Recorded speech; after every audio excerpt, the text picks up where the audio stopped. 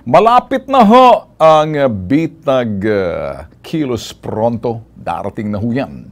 So, mga palabas ho namin, i-announce ho namin sa inyo, mga bossing. And I just do hope, kami nagpapasalamat sa inyo in advance na kayo tumututok lagi sa amin. By the way, marami ho kaming tinatrabaho ngayon sa aming public service. 2 team ho. At as a matter of fact, 4 ho na team. Rumaratsyada every day. Iba ho yung aming public service. We don't sit down.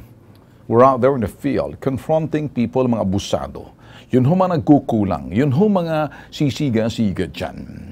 Lumapit ho kayo sa amin. Iba ho ang sistema at estilo at pamamaraan ho ng aming public service.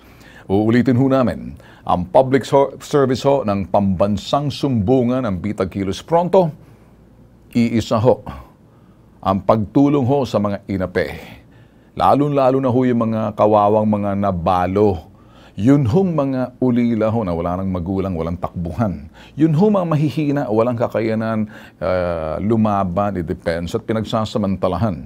Tandaan, meron hong isang nakatayo ho. Ito ho laging ang bitag ho, Kilos Pronto. Si Ben Tulfo, hindi nagbibiro.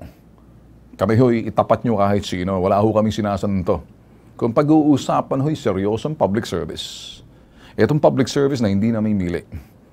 Maliban na lang ho, pagdating ho doon sa mga pamilya, relasyon, or may mas magaling ho dyan sa akin. Ay pagdating ho doon sa mga problema sa pamilya, o naglulukong asawa, si Tul Rafi magaling ho dyan. Ay naamin ho namin mahina kami dyan. Pero sa anumang mga bagay, ay ipapasa ho namin doon sa mga magagaling. Dahil iisa lang naman ho. Etong Tulfo Brothers, pag nagsama-sama ho, si Rafi Tulfo, sa kanyang programa ho, kanyang Rafi Tulfo in Action, si Erwin Tulfo, sa kanyang Tutok Tulfo, eto ho, si Bitag ho, si Ben Tulfo. 3 lang ho yan, kaming magkakapatid na iikutan ninyo. Ala na ho talagang iba. Taga nyo sa bato. Pag meron man, salimpusa na ho yan.